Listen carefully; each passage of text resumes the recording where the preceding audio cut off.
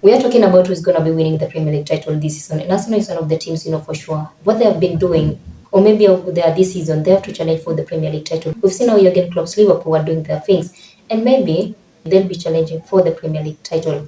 What really worries the most is Arsenal are doing what they did last season. Arsenal are now starting to lose some of their very important games. Losing their game against West Ham is not any good results for Arsenal. Those are very important winnable game for Arsenal. West Ham coming to Arsenal and being more comfortable than Arsenal. Their defense line was all over the place, creating more chances and not scoring goals. Ben White and Zinchenko in that level of fullbacks challenging for a title. I'm not saying they're not good players for Arsenal. We've seen what they have been doing for this team.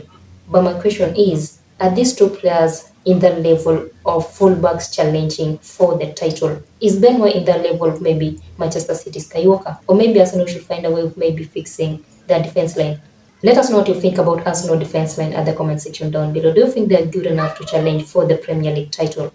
Or you think Arsenal should find a way of fixing their defense line, maybe getting another fullback into the team? Arsenal again creating more chances and not scoring goals.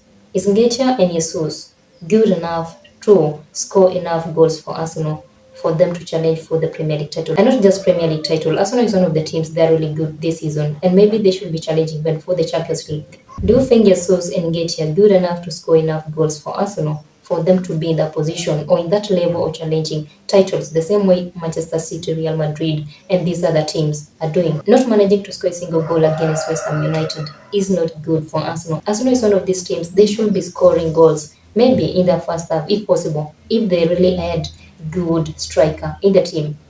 Again, I'm not saying Nketiah and Jesus are doing good players for this team. But what I'm trying to say is the level that Arsenal are right now, they should be having a good striker. A striker they know for sure will be able to score in every 2 games. We've seen how Nketiah and Jesus are struggling in this team. A player that Arsenal need in the centre forward is a player who is able to score goals for the team. A player who can compete with the likes of Erling Haaland, a player that Arsenal will depend on for him to score goals for the team. Arsenal are not going to be depending in their shaky centre forward position for them to score enough goals this season for them to challenge for the Premier League title. Remember again, Liverpool are doing really, really well, and Arsenal are not going to be doing what they are doing right now, losing most of their very important games and expect to challenge for the Premier League title. You are just few points ahead of Manchester City, and Manchester City is one of these teams. Even though right now maybe Manchester City are struggling with the players, they have a lot of injuries in the team, the likes of KDB.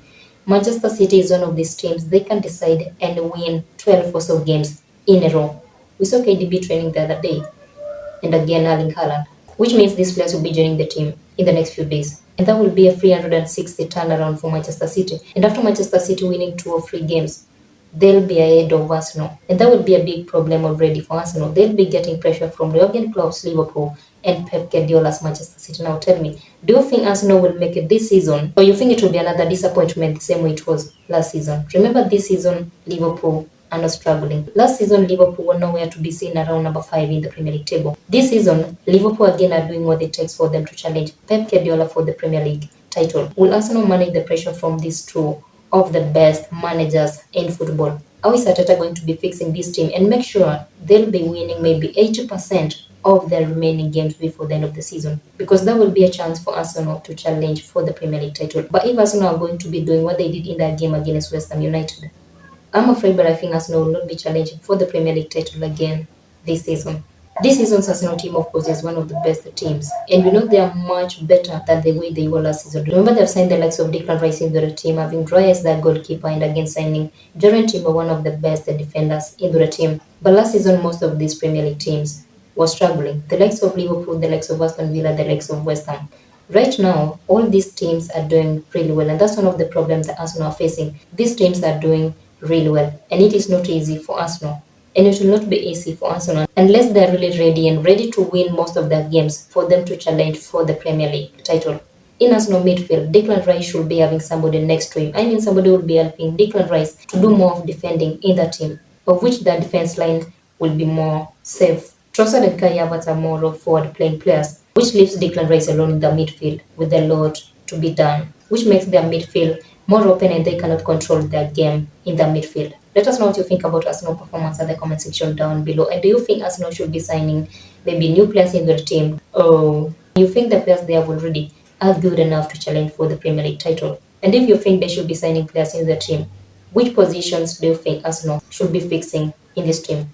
Defense line, midfield, or the striking line? Like this video, subscribe to our channel. We'll see you on our next one. Till then, stay safe.